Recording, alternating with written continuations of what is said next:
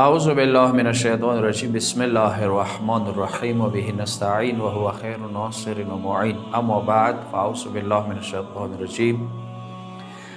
قبل قدر سمین و نصیرین میراث و مسئلات و خدمات کې عرض کوم چې لکه څنګه میراث کې زمانو ته حق حاصل دی پلار مرګ نه ورسته د دغه پلار کومې نونی دي چې دغه زمانو د پاره خویان دي شمریږي خویان دوه حصہ شته ای خزي هم حصہ شته د دغه مرحوم چې میت دی چې مړ شو وفات شوی دی مور پلار هم حصہ دی مور پلار 1/6 حصہ دی ای خزي اور چې کوم قیمت دی یا بینک بیلنس دی وغیرہ سامان دی هغه کې 1/8 مور حصہ رسیږي کچېرې بچی نوی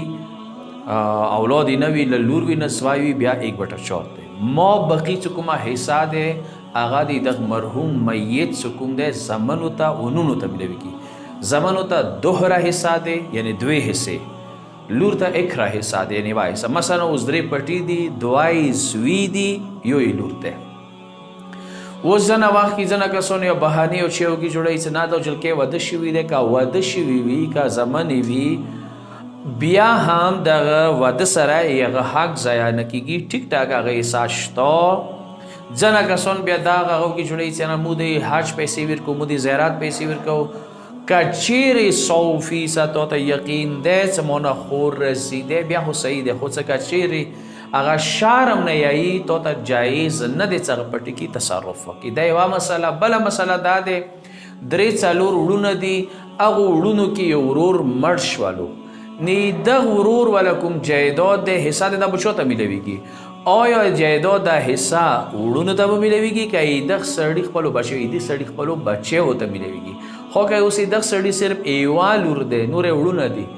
نه ټول جایداد دار او نه دار څه چي ویری نه دي بینک بیلنس ده زمکه ده جایداد ده پراپرټي ده دا ټول بدغی لور ته ملويږي د وړونو ته حق حاصل نه ده